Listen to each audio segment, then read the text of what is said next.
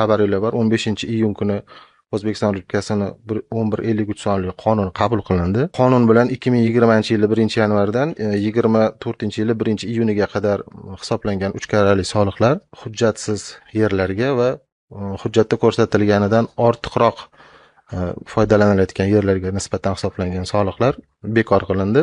20-yilda kuchga kirgan soliq kodeksida shunaqa norma bor edi.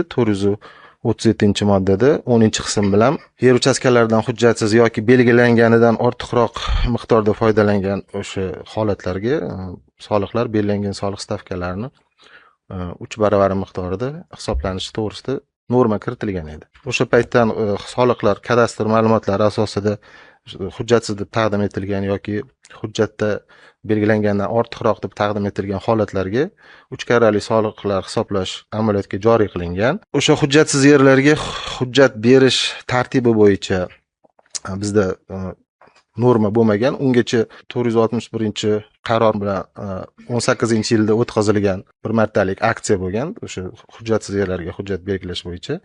Keyin u aksiya o'sha qaror o'zini kuchini yo'qotgandan keyin hujjat belgilash bo'yicha boshqa norma bo'lmagan. 2024-yili avgust oyida 937-sonli O'zbekiston Respublikasini qonuni qabul qilinib, o'sha o'zboshimchalik bilan qurilgan bino inshootlar va ular egallagan yer uchastkalariga hujjat berish tartibi tasdiqlandi.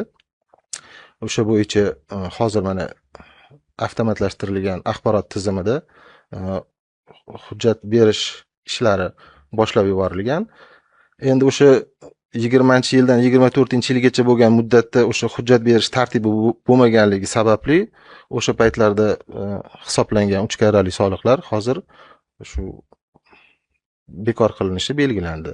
Chunki o'sha fuqarolar tomonidan hujjat belgilashga imkoniyat bo'lmagan, chunki hech qanaqa norma bo'lmaganligi uchun bu jarayon amalga oshirilmagan. O'sha muddatda endi fuqarolarga 3 karrali soliq hisoblanishini